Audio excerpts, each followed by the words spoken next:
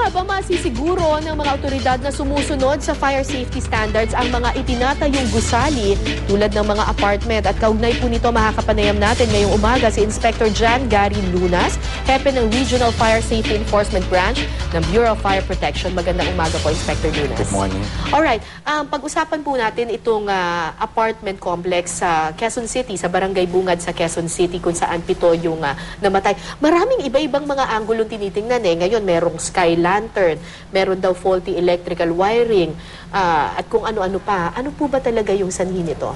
As of now, ongoing pa yung investigation ng aming Investigation Intelligence Unit kasi napakaraming mga isyong lumalabas. So, iniisa-isa po nilang tingnan kung ano talaga yung naging cause ng sunog. Okay, pero yung sky lantern na sinasabi, talaga bang posible na masunog ang isang buong apartment complex dahil lang sa sky lantern? Posible actually kasi syempre lumilipad yung apoy. So kung bumagsak siya doon sa isang lumang apartment or kung saan man isang gusali na maaring masunog, so posible siya, posible. Posible siya. Oo. Pero yung sinasabi ninyo sa akin kanina nung before tayo umere ay yung interval, yung time interval medyo matagal. Paano po yun, sir?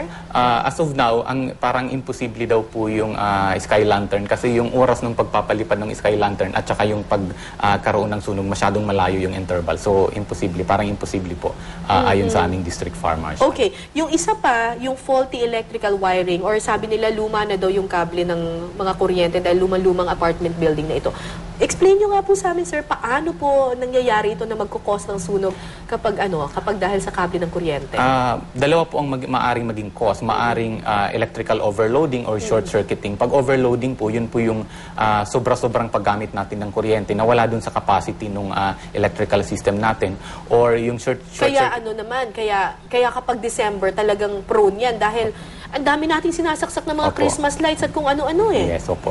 Tsaka po, minsan dinesign yung building natin sa ganito ng klase ng tapos nagdadagdag na tayo ng dadagdag ng mga appliances without upgrading yung ating electrical system. So nagkakaroon talaga ng overloading. At very prone yan for apartment buildings. Dahil siguro, nung unang ginawa yan, hindi mo naman ini-expect na talagang pangmaramihang tao ito. Later on, yung mga tenants mo, kung ano-ano nang sinasaksak, hindi mo naman namomonitor. Maaari po. Kasi siyempre, hindi naman namomonitor lahat ng tenants na kung ano yung mga ginagamit nila. So, maaari po.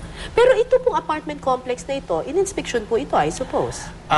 Maaari pong na-inspection siya, pero dahil lumang-luma na nga siya, so as of now, talaga ongoing ang investigation na ginagawa ng Bureau of Fire para makita yung lahat ng anggulo. Yung iba pa naming mga na-interview na mga survivors dito sa malagim na sunog na ito, sabi nila naglagay pa daw sila ng ladder para lang makalabas sila. At kung hindi daw sila nakapaglagay ng hagdan, ay sigurado daw naabo na rin daw sila doon sa loob.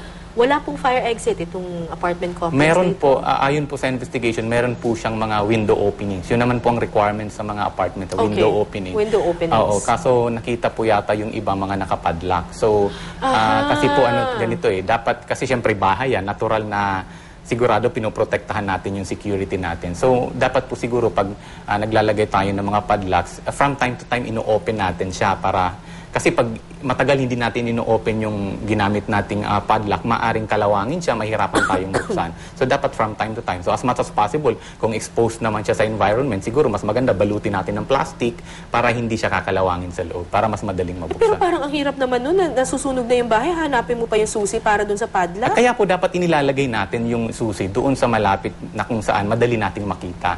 Kasi yun nga po, nagiging issue dito yung safety against security. So kung naka-open naman kasi yung bintana natin, very prone naman tayo doon sa magnanakaw. Kaya usually ang ginagawa nila, naglalagay sila ng padlock. Kaya nga po, yun, ang sinasuggest namin is dapat kung naglalagay tayo ng padlock, from time to time ino-open natin. Minsan lagyan siguro natin ng langis para hindi siya kakalawangin. O kaya kung exposed naman sa environment, mas maganda lagyan natin siya ng plastic na hindi siya mababasa para hindi siya kalawangin. At yung susi ng padlock malapit lang. Yes, andun lang talaga. Dapat alam nila kung saan nakalagay yung susi. Alright.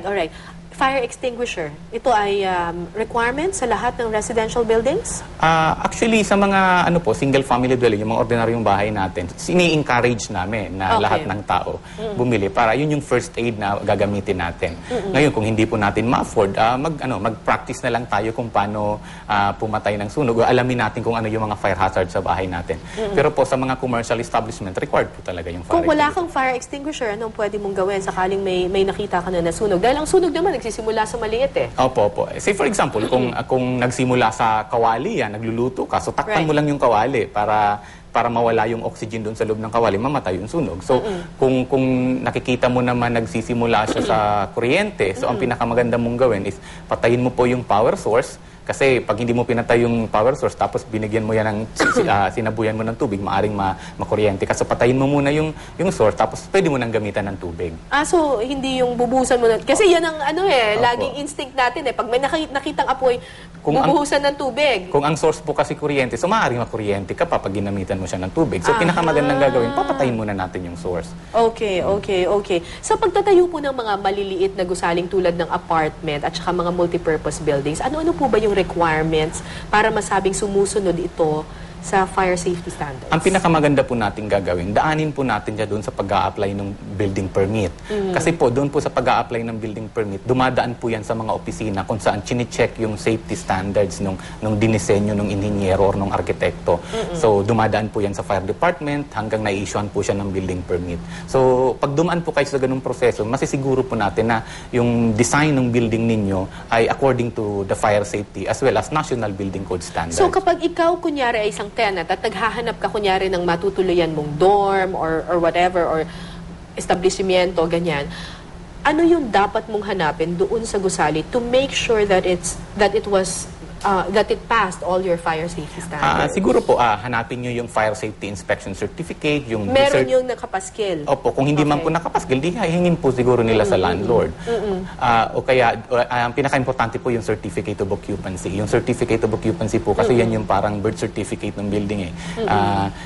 Sinicertify po yan na talagang pwede nang gamitin yung struktura. At meron po bang designated na lugar at kung ilan ang fire exit at fire extinguisher pagdating sa isang commercial building? Ang requirement po kasi ng fire code, dalawa. So ito po, as much as possible, remote from each other. So para pag na-block po yung isa, pwede kang tumakbo dun sa isa. So dalawang fire exits po. Dalawang fire exit na magkabilaan? Yes. Okay, Opo. okay. Per floor to?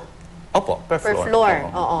Ang fire extinguisher, Ang fire extinguisher po is, kung ordinary hazard po, isang fire extinguisher sa 100 square meters na area. ang sprinkler system, required din ba yan? Ang sprinkler system po, required po siya sa residential po, required po siya sa 4-story na building. No? So pag apat na palapag na po yung residential na building, required na po siya ng sprinkler. Yung 3 naman po, pababa, depende po kung nasaan lagay yung hagdanan. So ulitin lang po natin, sir, kapag 4 stories and up, kailangan may sprinkler system, kailangan may at least 2 fire exits every floor sa magkabilang bahagi ng remote from each other. Remote from each other sa magkabilang bahagi ng building. Tapos kailangan merong fire extinguisher for every 100 square meters. Pero kapag mas mababa sa 4 floors, hindi na kailangan ng sprinkler system. Hindi po mandatory yung sprinkler. Alright. Yung pag-i-inspection ninyo, ano ba to? Binabalik-balikan ba ninyo?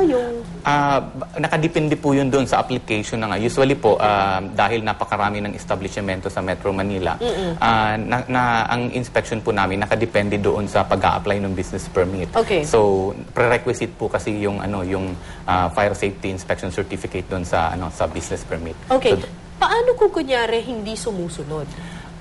sa batas po Pwede bang ipasara yung establishment? sa batas po may mga proseso po tayong sinusundan. Alright. So dadaan po tayo sa mga notices. Notices? Yes, nag-i-issue po kami ng mga notices na may mga grace period. Tapos dumarating din po kami sa pagmumulta. At kung talagang Magkano multa, sir? ang pinakamataas pong pwedeng multa ay 50,000 pesos. 50,000 pesos. Yes. Pang ilang warning na yon?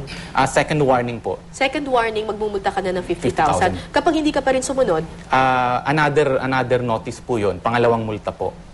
another 50,000. Yeah, depende po yun sa nature ng violation. Okay. May punto ba na talagang ipapasara na yung pagkatapos po ng third notice, ibig sabihin nun, nakadalawang multa na rin kami.